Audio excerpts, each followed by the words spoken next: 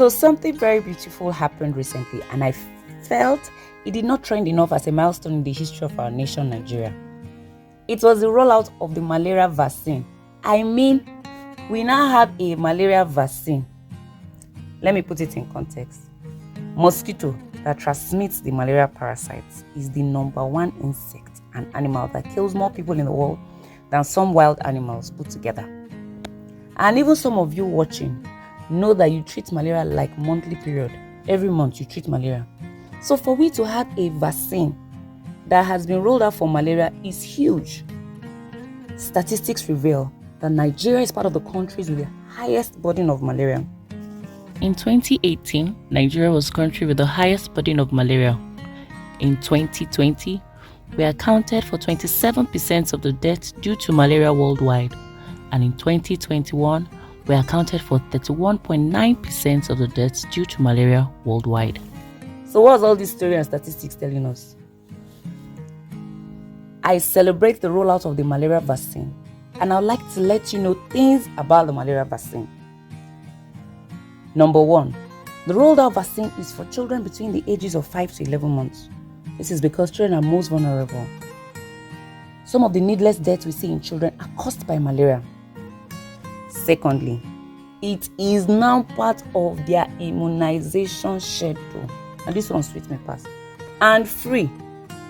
Children between 5 to 11 months can now have the malaria vaccine. The way they collect measles, chickenpox, diphtheria. By the way, let me ask, have you immunized your child? Let us know in the comment section and share your experience. Thirdly, the malaria vaccine dosing in Nigeria is given as an injectable in 4 doses. The child has to complete the 4 doses to be properly protected. So, for example, if the child starts at 5 months, 1 month after he or she takes the 2nd dose, and before the 9th month, the child takes the 3rd dose. The 4th dose is then given at 15 months. So it's advisable to complete the doses so that we can have better protection. Let's not turn it to how we handle our malaria medication that we don't complete. Fourthly, research has shown that if the child completes the 4 doses, it provides coverage for about 4 to 7 years, so that vulnerable period of being under 5 years, the child is adequately protected during those years. The 5th thing is, as with all vaccines, there can be side effects like mild increase in temperature, pain, and discomfort at the site. There can also be adverse effects where the child will react to the vaccine. Please, if you see this, report to the nearest primary health center. Every drug has the potential to cause harm, and that's why we say handle with care, handle with respect. Now that your child has received the vaccine, does not mean you should expose your child to mosquitoes and say, let's see if this vaccine will work. It's not like that.